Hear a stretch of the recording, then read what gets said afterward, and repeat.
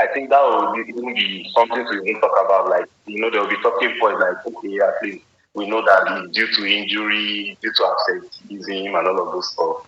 They will say, okay, United are still, they're still on track. It's an improvement from last season. But if not by high goal margin, so say our team don't spoil. That's true. Now, when the lineups were But now that lot miss, that lot miss. is the miss that lot he has actually his football recently has been on and off. Today he's good, tomorrow he's not, next tomorrow he tries his best, the next two games he's not also there. Very inconsistent. Very, very inconsistent. Now, looking at Very, yesterday's very lineup and inconsistent. formation, the lineup came out. I myself, I was even confused which formation would these guys be playing. But watching the game, I observed that it was a 4-3-3 formation that they played yesterday. So, how do you juxtapose the two with the 4-3-4-3 Amorin has been playing and the 4-3-3 we saw yesterday? I will still be carried away by the results because we switched to this 4-3-3 formation. Okay. I still believe that Amorim's 3-4-3 is still like. I'm saying I don't want to be carried away by the results we got for switching to the 4-3-3 formation because that is not his identity, not identity, his tactic. But I feel he had to do it due to the desperate measure given by the desperate time, afforded to him. So I feel he did it based on the squad available and all of that. And that was one thing that some Man United fans, some of the fans that there was, it's a good thing that at least we see that this man is not that, how would I say, that kind of rigid coach. Yeah. Somebody that can, adapt to what he has. Then if you compare, when you play in comparison to the team, the kind of team you're about to face. Because this Newcastle team is that kind of team that them too, they are this kind of team like offside trap. And I believe that game, Eddie Howe came with that mentality that okay, these guys are going to want to keep offside trap. So they are going to want to go on the high line. Yeah. Which this man, what's his name, has not afford to them. And so in fact, the squad, in fact, in a way they became a bit confused because this was not the game plan compared to him. So I feel for me, I believe Newcastle wanted United to be back. But since it didn't work out the way they anticipated, that's the same thing we'll talk about when it comes to adapting to the Premier League. And I like to see that. I like to see more of that from our coach.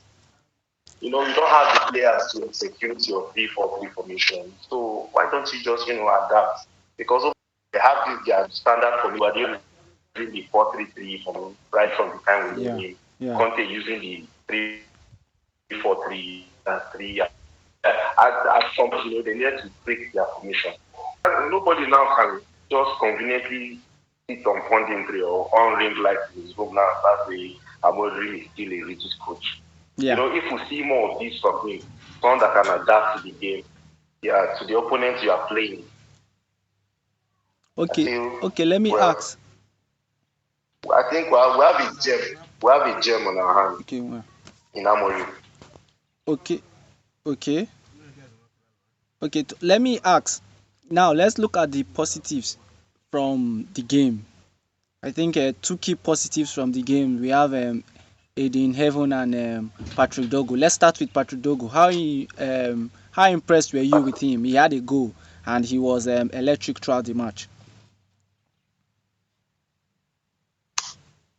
Wow, Patrick Dogo. Well, if you ask me, I would say that left wing back, or playing on the left side is not doing him justice in Manchester United. I think he should be playing more often at the right. It's just that when the likes of Ahmad comes back, that will be a major headache. But we saw him, playing from the right, and he was superb. Even that from the first cross he gave, I think within 10 minutes of the game, he gave to Sesko. I believe Sesko would have done better with that. But, yes, and I love that pass. and not Yes, that fast. yes. We saw These are more. his Denmark standards yesterday. You know, he has been performing very well for Denmark, but has not been very good for Man United. And yesterday he proved that he could replicate both his country and club performance. And just like you said, if he keeps that form and Exactly. Ahmad's come back, I think there will be a headache for Ruben Amorim. Yes, and I think the goal also is Seriously. the goal he got yesterday is also kind of a refiller for him. He just felt very accomplished and welcome. So we always hope that he Yeah. keep to that. Now let's look at the standout performer. He won the Aid in Heaven. He won the man of. How was his performance yesterday? Well, for me, well, it was surprising. It was surprising, given what we know of him based on his performance this season. And I feel, compared to the previous games when we saw the worst in him, he was placed in a position where he had to be the one dictating the tempo of the game from defense, and which is not the strongest suit. The strongest suit is more, be in the game, listening to your defense leader or listening to the person who is in charge of, coordinating the defense. And I saw that helping him a lot yesterday. It was more like there was pressure mounted on him from the previous games that he has to be the one, coordinating the back line. And that's yesterday, my takeaway from Evans' performance was at least yes. I think yesterday why we saw a different version of Evan was all he needed to do yesterday was to, do the basics he needs to do as a defender, not necessarily being the one to coordinate the back line and all of this stuff like that. So that alone, gave him less pressure, and he was just able to play, be himself in the game and play the game. Because Martinez now was predominantly Martinez is the one coordinating the back line. So all he has to do is, obey the defense leader, and play his part in making sure ball does not go to the net. Yeah. But That if you watch his previous games, it was just like it was heaven. The whole weight of the defense was on him. He was the one that was responsible for coordinating everyone, and that alone can crush anybody just starting out. He's 21 or 22 if I'm not mistaken. I get he's 21. So so yeah, so he's not all that mature. He has not played up to 60 games now as a senior No, player. it's not at all. Yes. Not at all. So that experience is not. So that experience is not yet there. Okay. So if you ask me, I feel more of this for him. And Amorim should not put him in that position where he has to be the one to coordinate the defense. Let there be someone to coordinate the defense. All he has to do is, play his part as a defense the rest of it. Yeah, At and, least for the and time being. yeah, He's I still can't. young. Yeah, I agree with you very well. I think yesterday was one of the times he had been able to play alongside an experienced backman, and just like you said, even without the armband, you know that Martinez was the one who was controlling the whole things on the pitch. And I think another thing we can look from him is that if you look from the beginning of the season, he wasn't a favorite in the team. But recently, he has been part of this team. And given that he is young, Amorim stated yesterday in his post-match conference that the way he's playing, very soon, if he continues in this light he has started, Mhm. that it's going to be difficult for him to put him aside of the team. And now, as a fan, United fans will now be looking at, instead of the whole drama that Kobe Meno and his family are causing Come online. again. You Yeah, say as a fan, I said that if you look at how Aiden Heaven has handled his bench role prior to now, he has been calm, no media noises, no personal grudges. He just come to train, play his football, then he got his chances and he's playing now. Now, someone will want to liken this with Kobe Meno. I think it is fans will now look at it that instead of the drama where Meno and his family members, because recently we saw on the news headline that his brother came out with a free Meno t-shirt in a game at Old Trafford. So don't you I how do you see Yeah. it? Don't you think Meno should take a cue from Aiden Heaven? Just come to training, play your football, wait for your time, and seize the opportunity when it comes. What's your take? I mean, that comparison is too far off, if you ask me. Because in England, the last Euro competition that he was part of, he played a vital role. He played a key role. So there's a level he has gone, and that alone can give Yeah, anybody the a sense level of he has gone, entitlement. he's still a teenager.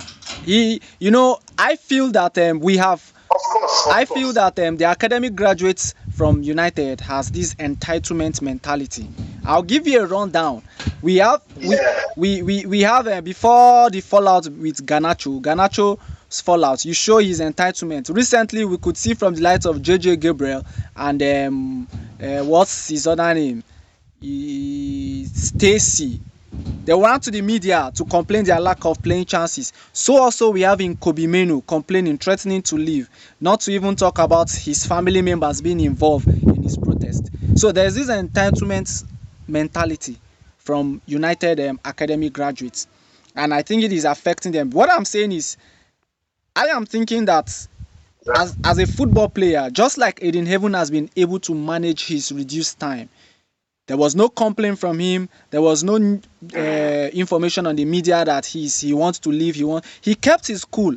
When the opportunity came, he seized it.